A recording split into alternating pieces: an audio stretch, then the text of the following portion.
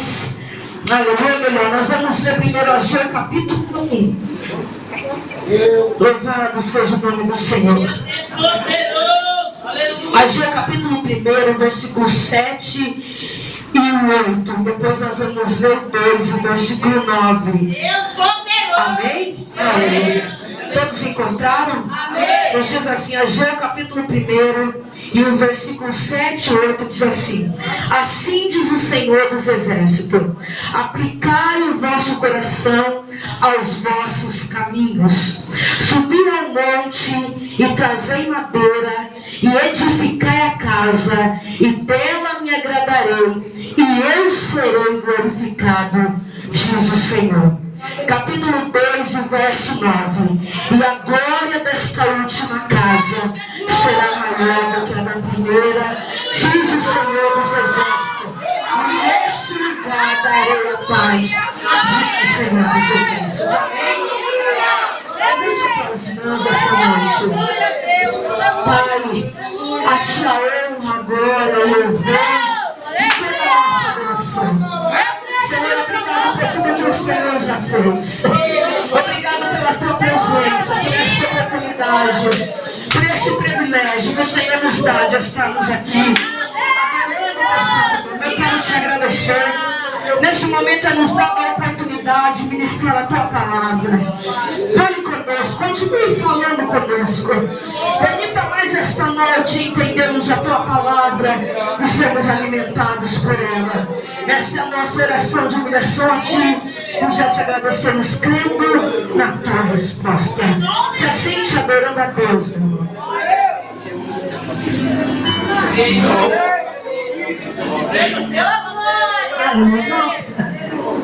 Eu quero essa noite compartilhar com os irmãos esse texto, um texto bastante conhecido e, por que não dizer, um texto também muito pregado. Eu costumo dizer que é um dos textos da Bíblia que todo mundo conhece, e é muito bom quando nós recebemos uma palavra como essa.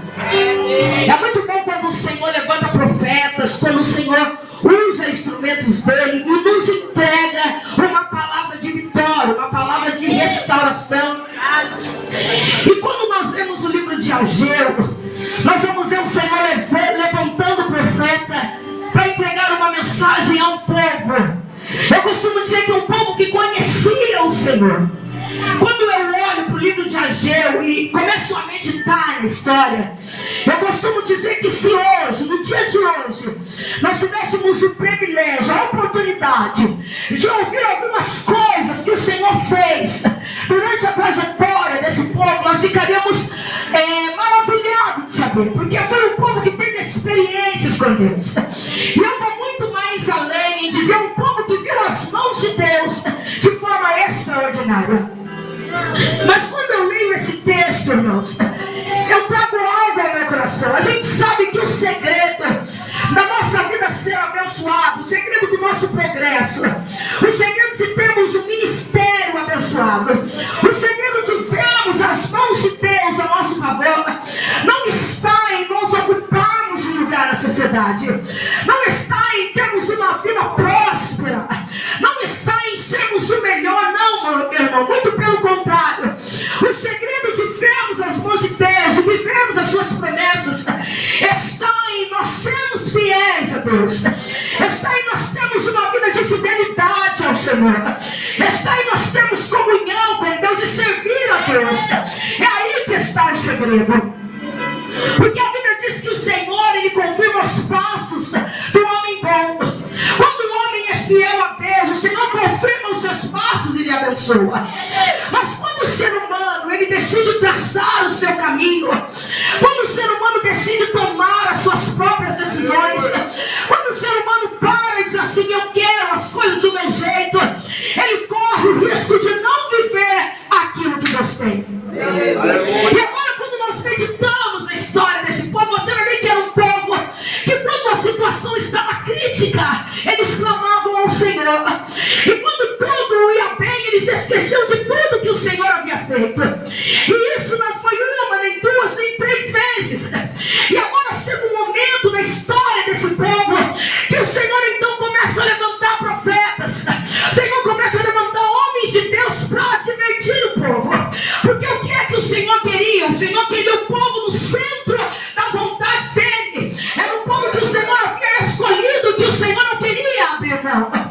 Mas quando eles decidiram seguir os seus próprios caminhos, fazer as coisas do seu jeito, agora o Senhor começa a levantar profetas, dizendo ao povo que o Senhor permitiria algumas coisas acontecer, para que eles entendessem onde é que Deus os queria.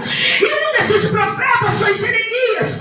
O Senhor levanta Jeremias uma certa feita, e Jeremias profetiza para o povo, dizendo: olha, Deus vai permitir 70 anos de cativeiro, Deus vai permitir que a cidade seja tomada, Deus vai permitir que os inimigos entrem, que a cidade seja tomada e que vocês sejam levados cativos. Mas quando eu leio o texto, eu vejo a misericórdia de Deus, porque quando Jeremias está profetizando que o povo seria levado cativo, ele também profetiza: mas assim diz o Senhor, após se cumprir os 70 anos do cativeiro, o Senhor vai permitir que vocês retornem para a terra da promessa e vivam aquilo que Ele prometeu. Deixa eu abrir um parênteses esta noite nessa mensagem. Deus tem os seus caminhos, meu irmão. Deus tem a sua maneira de trabalhar, e uma coisa que, quando eu leio a Bíblia, alegra o meu coração, é que uma vez que somos escolhidos por Deus, Ele não abre mão de nós. E ainda que tentamos fugir, escapar, Deus permite o seco, Deus permite a perda, Deus permite um momento difícil, para entendermos que somos escolhidos dEle. E quando entendemos isso, Ele nos tira do momento difícil e nos coloca na terra da vitória. Olha para quem está do teu lado. Olhe para quem está do teu lado e diga: não sei o que você está passando, não sei qual é o seco que Deus está permitindo na tua vida. Diga: eu não sei aonde é que o negócio estreitou para você. Diga: mas eu entendo esta noite que é a permissão de Deus, porque Ele te quer no centro da vontade dEle. Ele quer que você entenda que você é escolhido dEle, e para não abrir mão de você, Ele permitiu o negócio apertar. Mas se esta noite, diga, se esta noite você entendeu o que Ele tem contigo, Ele vai te tirar do cativeiro e vai te colocar de novo na terra da promessa. E o nome dEle será glorificado. Você pode adorar a Ele por isso. Agora, quando nós temos o livro de Ageu, a Bíblia diz que há anos atrás, quando a gente lê a história, você vai entender, você pode ler depois, você vai entender muito tempo antes. Isaías havia profetizado que o Senhor levantaria Ciro para um propósito. E agora passam-se muitos anos. Agora Ciro assina um decreto permitindo que os judeus que haviam sido levados cativo voltassem para a sua pátria. E eu costumo dizer que a maior felicidade de quem está preso é quando ele ganha a liberdade. Se você dialogar com alguém que esteve preso, encarcerado, você vai perguntar para ele: qual foi o dia mais feliz da tua vida? Ele disse: o dia que o meu avalá cantou. Essa é a linguagem do povo. E agora eu imagino que alguém chega onde os judeus estavam, talvez com um papel na mão, dizendo: olha, foi assinado por Ciro um decreto, e esse decreto permite que vocês retornem para as suas pátrias. Eu imagino que esse mensageiro que leva esse decreto aos judeus que estavam no cativeiro, ele faz assim: quem quiser voltar pode voltar, quem quiser permanecer, porque até então muitos já haviam se estabilizado ali, mas alguns retrocederam, alguns retornaram, alguns decidiram voltar para a sua pátria. E agora eu fico imaginando esses judeus saindo do cativeiro e voltando para a sua pátria. E quando eles chegam na sua terra, eles se deparam com um cenário totalmente destruído. Eles se deparam com a cidade assolada. Então eles procuram pelo templo. O templo era o lugar onde a glória de Deus se manifestava, onde Deus falava, onde coisas extraordinárias aconteciam. E quando eles procuram pelo templo, o templo não estava de pé, estava como monturo, porque quando a cidade foi tomada, o templo também foi derrubado. E agora eu vejo esses judeus se reunindo, se assentando e dizendo: olha, nós precisamos reconstruir a cidade, nós precisamos colocar de pé o que foi destruído. Então alguém se levanta e diz assim: nós vamos começar por onde? Nós vamos começar a reconstruir o quê? E alguém se levanta e diz assim: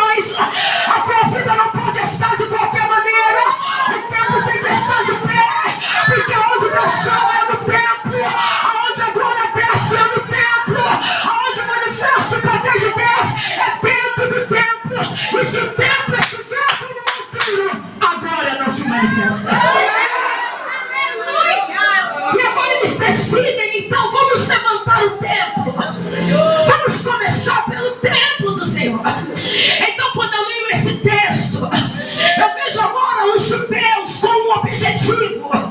Eu vejo os judeus com um propósito. Eles tinham um foco. Qual era? Levantar o templo. Mas quando eles começaram a trabalhar no templo, meu irmão, você vai perceber que a oposição começou a se levantar. Porque é bem verdade, meu querido, que quando o templo está de qualquer maneira é incrível. Você não ouve dizer que os inimigos rodeiam a obra.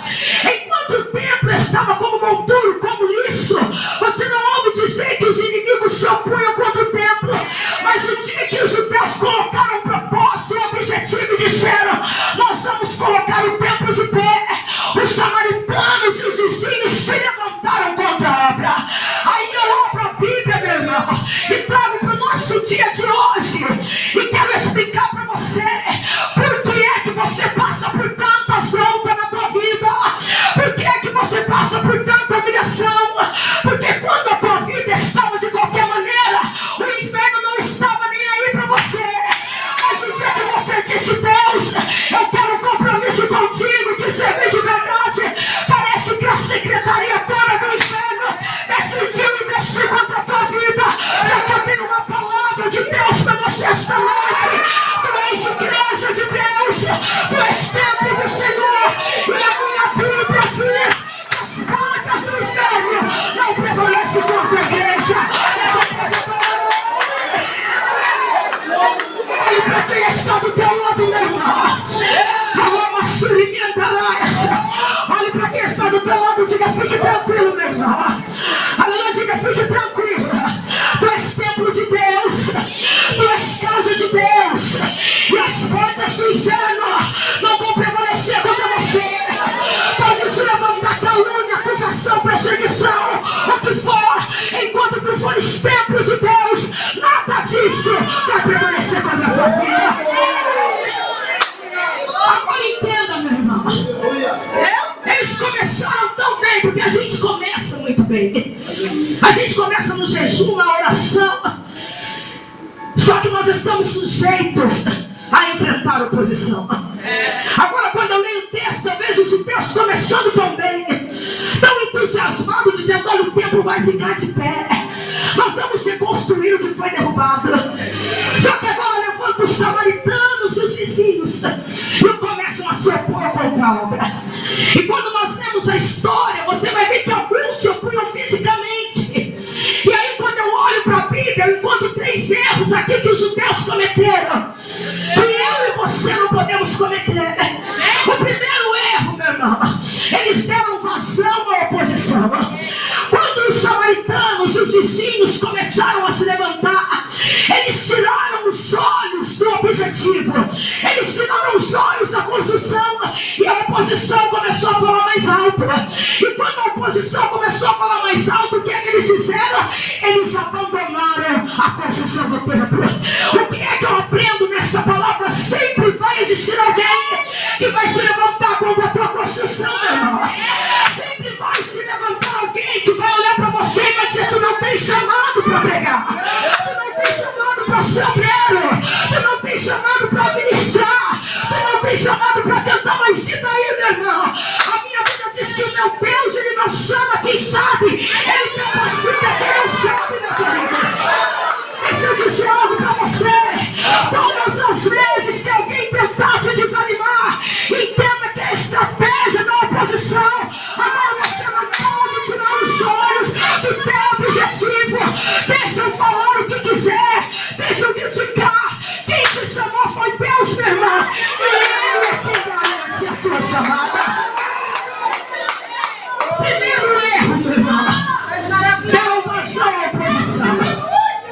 Primeiro erro, quando os samaritanos e os vizinhos começaram a se opor contra a obra, eles tiraram os olhos do objetivo e deram vazão à oposição. E agora, é claro, que se você começar a dar muita brecha para quem quer entrar no teu caminho, muito logo você vai abandonar o seu propósito.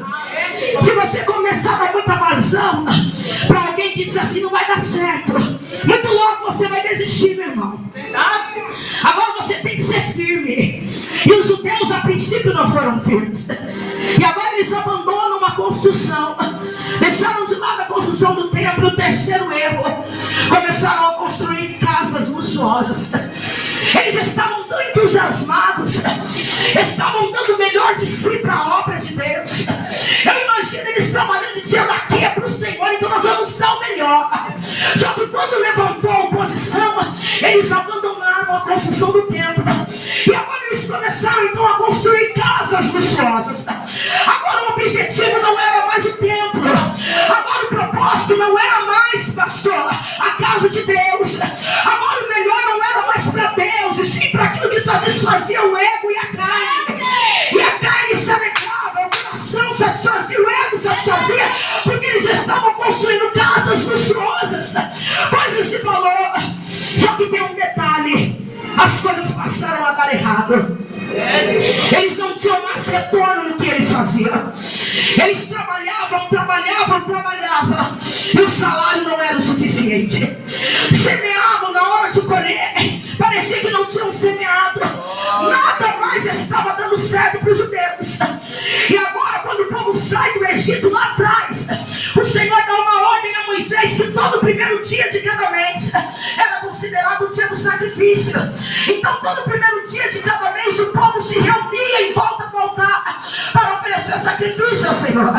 E agora o Senhor levanta o profeta Ageu, e uma ocasião apropriada, quando Ageu percebe todo mundo reunido, Ageu para no meio do povo. Parece que eu vejo Ageu chegando devagar, dizendo: olha, eu tenho uma mensagem de Deus para vocês, será que eu posso falar?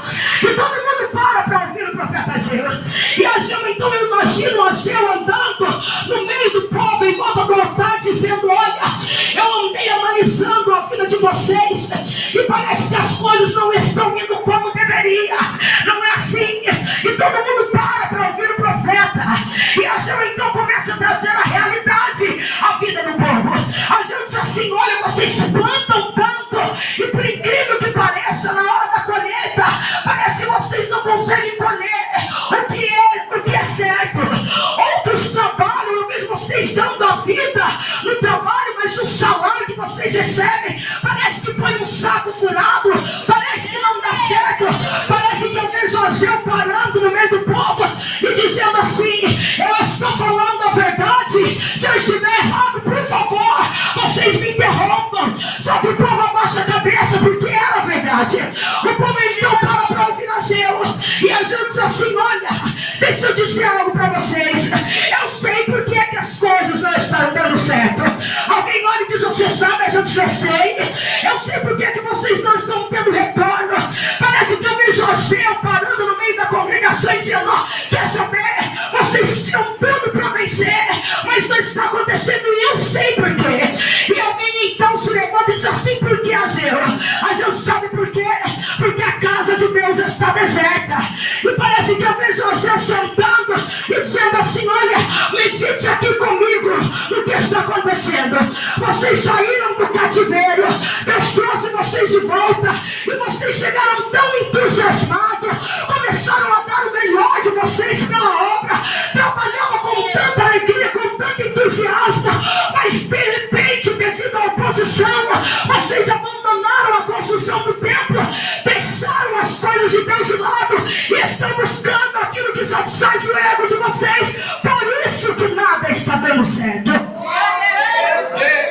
Como é que é, Ageu? É isso mesmo. Sabe por que nada está dando certo? Porque a casa de Deus está deserta. Vocês começaram tão bem, tinham um propósito, um objetivo, e de repente os vizinhos samaritanos se levantaram e vocês abandonaram a construção do templo, e agora estão buscando aquilo que satisfaz a carne de vocês. Enquanto isso estiver acontecendo, vocês não vão ter retorno em nada. Mas parece que eu vejo alguém se levantando no meio dos judeus e dizendo: Ageu, mas tu tem uma solução para essa situação? Ageu diz: tenho. Eu não, mas o Senhor, eu tenho uma mensagem do Senhor para vocês. Qual é? Assim diz o Senhor: considerai os vossos passados, ou seja, subir ao monte, trazer madeira, edificar a casa, para que o Senhor se agrade dela. Deixa eu explicar para você entender como é que é, Ageu. Deus quer que vocês deixem de lado um pouco o melhor que vocês estão dando para a vida carnal e voltem a investir no templo. Subam ao monte, traga madeira, edifiquem a casa, para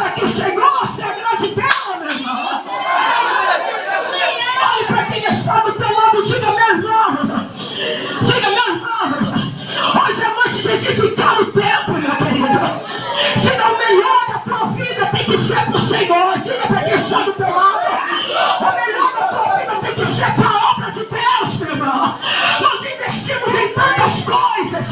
Damos o melhor para tantas coisas. Enquanto a causa de Deus está deserta. Mas Deus essa noite me trouxe aqui para lhe dizer: hoje é a noite de edificar o templo. Hoje é a noite de dar o melhor para a obra do Senhor. E quando isso acontecer, Deus vai começar a dar vitória. O que você precisa? Você pode adorar a Ele. Olhe para quem está do teu lado. Diga: hoje nós vamos subir ao monte. Diga: hoje vamos subir ao monte da oração, da vida de compromisso com Deus, da vida de santificação. Diga: vamos trazer madeira espiritual, vamos edificar a nossa casa e a glória de Deus vai se manifestar. E a gente traz a realidade, meu irmão, porque a realidade precisa ser exposta para nós. Essa é a realidade. A gente precisa acordar com o que está acontecendo, porque muitas das vezes nós achamos que está tudo bem e não está. E parecia que estava tudo bem, mas de repente as coisas começam a dar errado. E a gente para e diz assim: as coisas só vão dar certo quando vocês voltarem a investir no templo de Deus. As coisas só vão dar certo quando vocês voltarem a dar o melhor para Deus. E o melhor não está na casa luxuosa que vocês estão construindo. O melhor está no templo. Deus quer o teu melhor. É o tema do congresso. Deus quer o teu melhor. Eles começaram a construir casas luxuosas, coisas que chamavam atenção. E o templo estava deserto, pararam a construção. E a gente assim: está errado. Porque o retorno só vem quando a gente investe no que é de Deus. A gente assim: buscar primeiramente o reino de Deus e a sua justiça, e as demais coisas serão acrescentadas. Só se tem acréscimo quando nós investimos no que é de Deus.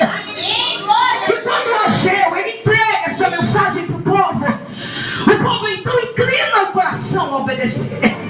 Porque não adianta, meu irmão, não adianta nós querer fazer do nosso jeito, não adianta querer tomar atalhos e agir da maneira que nós achamos certo.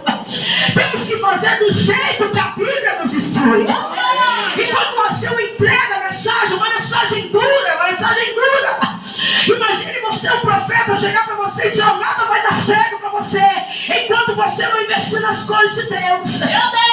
É difícil, é uma mensagem dura. Mas o que alegra o meu coração ao ler esta palavra é que quando o Ageu entrega essa mensagem, o povo inclina o coração a obedecer. E eu imagino agora a liderança. Depois que Ageu entrega a mensagem, eles olham um para o outro e dizem assim: o profeta tem razão. Parece que eu vejo os líderes se reunirem dizendo: olha, nós precisávamos ser mais fortes, nós precisávamos ter insistido um pouco mais. Já que quando a oposição se levantou, nós também afrouxamos e deixamos o negócio despencar, e não é por aí. E agora o povo se une e eles voltam a trabalhar na construção do templo. E agora o que é que me chama a atenção nesse texto? É que quando nós começamos, tudo aquilo que nós começamos pela primeira vez é muito bom. Quando você constrói pela primeira vez a tua casa, é uma maravilha. Você tem ânimo, você tem vontade, você desenha, projeta e busca o melhor. Mas eu tenho certeza que se essa casa que você construiu vier a sofrer uma queda, ser derrubada, eu tenho absoluta certeza que o teu ânimo para reconstruir não vai ser igual quando você começou a construir. E agora eles voltam para a construção do templo. Só que Ageu percebe o povo desanimado. Eles estavam reconstruindo porque Deus havia dado uma ordem. Eles estavam reconstruindo porque o templo precisava ser levantado. Só que o povo não tinha ânimo. O povo estava desanimado, desacreditado, porque eles começam a se lembrar do tempo passado e eles sabiam que as condições não eram a mesma. Eles começam a lembrar do tempo antes de ser derrubado e o coração deles entristece, porque eles sabiam que não seria a mesma coisa. Só que agora nós vamos ver o povo se preparando para a festa do tabernáculo. E o Senhor vem e entrega uma mensagem a Ageu. Ageu. E Deus diz: Ageu, volta lá e libera uma palavra de promessa para o povo. E Ageu então se achega ao povo quando eles estavam se preparando para a festa do tabernáculo. E parece que eu vejo Ageu de novo rodeando o povo e dizendo: olha, eu olho para o rosto de vocês e vejo muito de vocês desanimados. Parece que eu vejo Ageu olhando para o povo e dizendo: olha, eu vejo vocês trabalhando, mas o semblante de vocês parece que não é feliz. Ou eu estou enganado? E eles param e dizem: é verdade. E Ageu lança a seguinte pergunta: quem dentre vós, tendo ficado, viu esta casa na tua primeira glória? Quando Ageu lança esta pergunta, ele estava dizendo: eu quero saber aqui no meio de vocês, quem é que teve o privilégio de ver este templo antes dele ser derrubado? E vamos tomar a liberdade de acreditar que levanta os mais velhos, e Ageu talvez dá uma oportunidade para eles relatarem. E eles começam a dizer: eu vi esse templo antes de ser derrubado. Embora o texto não diz, mas quando lemos a história nós vamos entender que Ageu talvez dá uma oportunidade para o povo. E eles começam então a dizer: olha, Ageu, o outro templo era coisa extraordinária. O templo antes de ser derrubado era prazeroso para nós entrarmos dentro dele. Tinha ouro, tinha prata, tinha riqueza. E depois que eles relatam o que tinha no outro templo, Ageu para e diz assim: mas me responde uma pergunta. E esse templo que vocês estão construindo agora, comparado àquele que é que vocês têm a me dizer? E Ageu percebe que o semblante do povo cai. E eles começam a dizer: Ageu, nós estamos aqui por ordem de Deus, mas a gente sabe que não vai ser mais a mesma coisa. Nós estamos trabalhando porque Deus mandou, mas a gente sabe que não vai ser como foi o outro. Nós estamos aqui, Ageu, porque Deus se levantou mandando nós voltar para a construção, mas nós sabemos que não vai ser igual. Mas Ageu para e diz assim: não vai ser igual mesmo, porque o meu Deus é Deus de coisas novas. É por isso que a Bíblia diz: não lembrei das coisas passadas e nem considereis as antigas, porque eu, Senhor, realizo uma coisa nova. Ageu para no meio da congregação e diz: não vai ser igual mesmo, mas uma coisa eu tenho certeza: Deus tem uma glória maior para esse tempo do que a glória que vocês já viram. Ageu para no meio da congregação e diz: Deus tem algo muito maior do que tudo que vocês já viram para esse templo. Agora eu quero pregar para você aqui, meu irmão, algumas coisas necessárias para que a glória venha se manifestar. Eu quero pregar para você algumas coisas necessárias para que a glória venha descer, meu irmão. Ageu para no meio do povo e diz assim: eu tenho uma mensagem de Deus para vocês. Primeiro, Ageu capítulo 1, Ageu capítulo 2 e o versículo 4. Primeiro, ora pois, esforça-te, Zorobabel, diz o Senhor, esforça-te, Josué, filho de Josadaque, sumo sacerdote, e esforçados todo o povo da terra. Ageu para no meio do povo e diz assim: Deus tem uma glória futura para esta casa. Ageu para dizer assim: vocês acham que vocês estão construindo algo simplesmente por construir? Ou vocês acham que Deus me levantou com uma mensagem para vocês simplesmente me levantar? Não. Deus tem uma glória futura e muito maior do que tudo que vocês já viram para esta casa. Mas para que essa glória desça, para que esse futuro aconteça, para que as coisas aconteçam, primeiro é necessário vocês se esforçarem. Dá um cutucão quem está do teu lado, diga: meu irmão, diga: meu irmão, chega de demonstrar fraqueza. Diga: meu irmão, dá um chacoalhão só para ele entender, meu irmão. Diga: meu irmão, chega de dizer que você é fraco, meu querido. Chega de dizer que você não pode. Chega de na hora da luta, da dificuldade, você entregar os pontos e dizer que o negócio não vai para você. Aleluia. Ageu para no meio da congregação, meu irmão. Ageu para no meio da congregação. Deus tem algo extraordinário, só que tem um detalhe: a partir de hoje vocês vão ter que se esforçar, ou seja, dar o melhor de vocês para que as coisas aconteçam. Deixa eu dizer algo para você, querida. Nós estamos vivendo épocas em que queremos viver a bênção de Deus,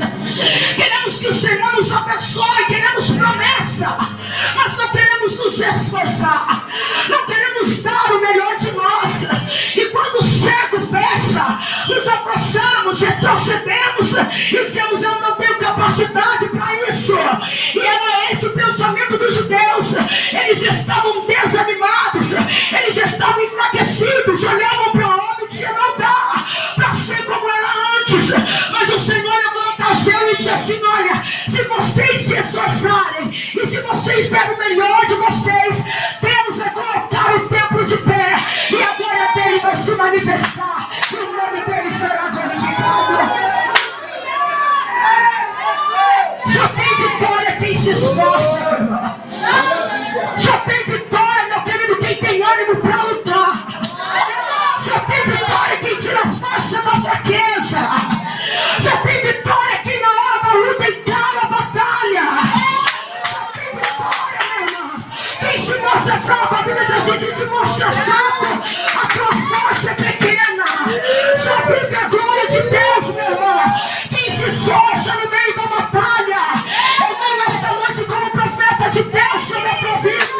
Deus tem algo grande para a tua casa. Deus tem algo grande para o teu ministério. Deus tem algo grande para a tua família. Mas Ele te diz hoje: levanta-te em nome de Jesus. Tira força na tua fraqueza. Comece a se esforçar pelo melhor de você. E Deus vai dar a vitória. E quando nós nos esforçamos, meu irmão, damos a vitória. Deus repara no meio da congregação e diz assim: ó, tem um detalhe, Deus tem promessa, só que vocês vão ter que despertar e se esforçar. Como assim, Angel? Vocês vão ter que ir além das possibilidades, vão ter que tirar força da fraqueza. Parece que eu vejo a gente dizendo: eu sei que vai ter dias em que a vontade vai ser de abandonar a construção como na primeira vez. Parece que eu vejo a gente dizendo: eu sei que vai ter dias em que a vontade vai ser de deixar tudo que Deus falou, abandonar a construção do templo. Eu sei que vai ter dia que a vontade vai ser de ficar em casa e desacreditar de que Deus prometeu. Mas a gente pode dizer assim: mas é nesse dia que vocês vão ter que dar um salto, tirar a força da fraqueza e dizer: nós vamos lá, porque quem fez a promessa foi Deus e Ele vai cumprir aquilo que Ele prometeu. Se você não se esforçar, não tem como vencer. Se você não se esforçar, meu querido, não tem como vencer. Todos nós estamos sujeitos ao desânimo. Todos nós estamos sujeitos a lutas e dificuldades. Mas é nesta hora, meu irmão, que você tem que se levantar e dizer: Deus é comigo e eu vou viver o que Ele me prometeu. Você pode adorar a Deus esta noite. Talvez hoje você entrou aqui desta maneira, aleluia. Irmã, estou aqui, mas eu estou sem força. Eu estou desanimada. Mas eu sei que até o final desse culto o Senhor vai lhe fortalecer. E você vai lançar a mão na água e vai concluir o que você começou. E o nome dele será glorificado. Você crê? Você para no meio do povo e diz assim: primeiro se esforçar. E eu continuo dizendo: olha, tem um detalhe. Se esforçar e trabalhar. E olhe para quem está do teu lado e diga: meu irmão, de braço cruzado, meu querido, a obra não vai. Diga: de braço cruzado, meu irmão, a gente não constrói nada. Sentado e esperando para ver o que vai acontecer, meu irmão, as coisas não acontecem. Mas eu olho para os judeus. Sabe o que eu imagino? Eu imagino alguns dos judeus sentados e ouvindo Ageu. E Ageu entregando a mensagem muito sentado, com o braço cruzado. E Ageu olha e diz assim: mas gente, com o braço cruzado o negócio não vai. Vocês precisam se esforçar e lançar a mão no arado também. Como assim, Ageu? Se levante e procure ver o que é que vocês são úteis para a obra. O tempo precisa estar de pé. Deixa eu dizer algo para você esta noite. Nós tivemos a nossa igreja lá em Caçapava, a igreja que eu congrego, tem aproximadamente uns 500, 600 membros. É grande a nossa igreja. Mas a gente estava passando uma fase difícil, todo lugar passa. E muitas das vezes é mais fácil para nós sentarmos, cruzar os braços e esperar para ver o que é que o pastor vai fazer.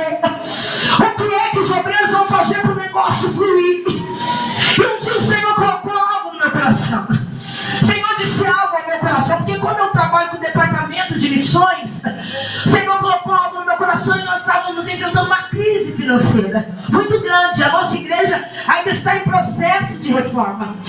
E o Senhor colocou algo no meu coração. O Senhor disse: prepare alguns carnês e chame a igreja para contribuir. E eu vou dar vitória nesse negócio. E nós começamos a trabalhar dessa maneira. E o Senhor começou a nos dar vitória. E o Senhor trouxe algo ao meu coração. Quando eu estava lendo esse texto, quando Ageu olha para o povo e diz assim: esforçai-vos e trabalhai, é porque Ageu sabia que no meio dos judeus havia muitos que não estavam acreditando no que Deus ia fazer. Ageu sabia que no meio dos judeus havia muitos que olhavam para a obra e diziam: mas como é que isso vai acontecer? Só que o Senhor levanta o profeta Ageu e olha para o povo e diz assim: trabalhai. E quando Ageu disse para o povo trabalhar, ele estava dizendo: olha, procure naquilo que você possa ser útil e invista no templo. Ageu estava dizendo: olha, não fique olhando o que aconteceu, procure a liderança, procure o seu superior, ore a Deus e busque alguma ferramenta e invista na obra, ou seja, trabalhe na obra. E quando você fizer isso, Deus vai concluir o que Ele tem. Sabe o que eu tenho observado nesses últimos dias? É mais fácil para algumas pessoas se sentar e esperar para ver o que vai acontecer. É mais fácil para algumas pessoas se sentar e dizer: não vai dar certo isso daí, o negócio não vai acontecer, porque lançar a mão no arado e trabalhar e fazer alguma coisa para que a obra seja concluída. E quando Ageu disse para o povo trabalhai, ele estava dizendo: a obra não precisa de fiscal, a obra precisa de alguém que lance a mão no arado e acredite no que Deus pode fazer. Deus disse para você esta noite: primeiro se esforce, segundo, levante do comodismo, meu irmão, e diga a Deus: no que é que eu posso ser útil para esta obra, no que é que eu posso ser útil para a construção, no que é que eu posso ser útil para o trabalho, no que é que eu posso ser útil, porque tudo que eu quero é ver a glória do Senhor se manifestar. No que é que eu posso ser útil para o círculo de oração, no que é que eu posso ser útil para a mocidade, no que é que eu posso ser útil para os obreiros, no que é que eu posso ser útil para a tua causa. E quando Deus me disser, meu irmão, levante e vá trabalhar, e Deus vai dar vitória. Você pode adorar a Ele por isso? A terceira coisa, meu irmão, Ageu para e diz assim: esforçai-vos, trabalhai, porque eu sou convosco. E quando ele diz assim: eu sou convosco, ele estava dizendo: olha, vocês precisam se esforçar, trabalhar e acreditar que Deus está no controle da obra. E se Deus está no controle da obra, aquilo que Ele prometeu, vocês vão viver. Se Deus está no controle da obra, aquilo que é promessa vai acontecer. Agora tem um detalhe: você precisa se esforçar, trabalhar, mas você precisa pôr a tua fé em ação. Você precisa acreditar, meu irmão, que uma vez que Deus disse que vai fazer, Ele faz independente da situação. Você precisa se esforçar e trabalhar e acreditar que Deus ainda tem o controle e que por mais difícil que seja o negócio, Ele é fiel para concretizar o que Ele prometeu. A Bíblia diz assim que o povo estava sofrendo nas mãos dos midianitas, porque mais uma vez o povo se distancia de Deus. E a Bíblia diz que o Senhor permite os midianitas ir oprimir o povo. E agora eu vejo o Gideão olhando toda aquela situação, e parece que eu vejo Gideão buscando estratégias. Parece que eu vejo Gideão olhando e dizendo: eu preciso fazer alguma coisa, porque o povo estava sendo roubado, saqueado. Porque os midianitas iam, saqueavam e roubavam tudo que era do povo. E o que é que o Gideão faz? Ele vai para o lagar. E o lagar era um lugar, você sabe talvez melhor do que eu, aonde se espremia uva. Mas eles não tinham mais aonde se esconder dos midianitas. E Gideão entra ali. E ali ele começa a malhar trigo. Foi uma estratégia que ele arrumou. E agora, enquanto Gideão estava malhando trigo, o anjo do Senhor, o próprio Deus, desce ali naquele lagar. E Gideão malhando trigo, e de repente ele ouve quando alguém olha para ele e diz assim: ei, moço. E Gideão olha para a direita e para a esquerda e não vê ninguém. E ele entende que ele. E ele olha para o anjo diz para ele: o Senhor é contigo, homem valente. Só que quando o Gideão recebe esta palavra, ele entra, vamos usar esse termo, em parafusos. Ele diz: não pode ser, está falando comigo, vai ser com você mesmo. Ele diz: não, comigo não. Se o Senhor é conosco, então por que é que todo esse mal nos sobreveio? E Gideão começa a dialogar com o anjo. Ele diz assim: ó, tem um detalhe. Cadê as maravilhas que nossos pais contaram? O Senhor nos tirou de lá do Egito, e agora o Senhor nos entrega para sofrer nas mãos dos midianitas. Gideão talvez esperava o Senhor olhar para ele e dizer: você tem razão, dá um tempo e espera a poeira baixar. Mas o anjo do Senhor olha para ele e diz assim: meu filho, o Senhor é contigo, homem valente. Ele diz: não, comigo não é. Por que é que nós estamos sofrendo? Mas o anjo olha para ele e diz assim: está reclamando do quê? Vai nessa tua força e livra Israel das mãos dos medianitas. Ou seja, Gideão, por que é que você está questionando? Se esforça, dê um pouco mais de você, lança a mão no arado e tire o povo dessa situação. Mas Gideão não se dá por contente, meu irmão. Ele olha e diz assim: como é que é livrar o povo da mão dos medianitas? Olha quanta gente aí para nós enfrentar. E quer saber de uma coisa? Eu sou pobre, a minha família é mais pobre em Manassés. Falar em guerra, em luta, em batalha, dentro de casa, arrumar briga, nós não temos arma suficiente para encarar tudo isso. E quer saber mais? Dentro da minha casa não tem o valor devido. Ninguém acredita em mim. E se eu falar que vou levar o povo a lutar contra os midianitas, vão se levantar contra mim. Eu sou pequeno demais, menor demais. Mas o anjo olha bem nos olhos dele e diz assim: você não está entendendo. Eu hei de ser com você. O anjo olha para ele e diz assim: você não está entendendo. Não é você que vai pelejar nesse negócio. Eu estou no controle disso. O anjo olha para ele e diz: você não está entendendo. Não são as suas armas, não são as suas possibilidades, não é a sua capacidade, não é a tua inteligência. Muito pelo contrário, tu só serás o instrumento, mas a vitória quem vai garantir sou eu.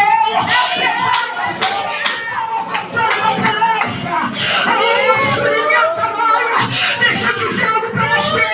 A gente para no meio da congregação e diz assim: o Senhor é com vocês. Sabe o que ele estava dizendo? Enquanto Deus estiver com vocês, a vitória será certa. Enquanto Deus estiver com vocês, a peleja será certa e o nome dele será glorificado. Será que você pode adorar esse Deus? Olha para quem está do teu lado, diga: você não está entendendo, meu irmão. Olha aí para quem está do teu lado e diga: você só é um instrumento, meu querido. Diga: você só é um canal. Aleluia. Diga para quem está do teu lado: mas a vitória quem garante é quem está com você. A vitória quem garante é quem está na frente. A vitória quem garante é quem está no comando. Quem é que está no comando? É Deus Todo-Poderoso. A Bíblia diz assim que o cavalo se prepara para o dia da batalha, mas a vitória vem do Senhor. Deus te dá a vitória no meio desta situação. A Jeová diz assim: olha, creia que Deus é convosco.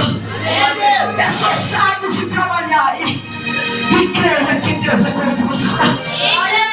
Eu já estou terminando. Ele para e diz assim: olha, e o povo agora se anima.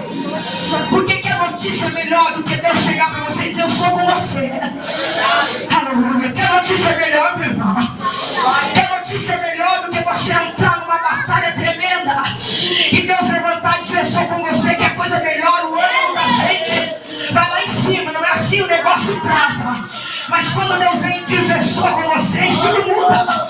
A Bíblia diz assim que alguém chega para Josafá e diz: olha, Josafá, pode se preparar, porque você e seu povo vai ser atacado.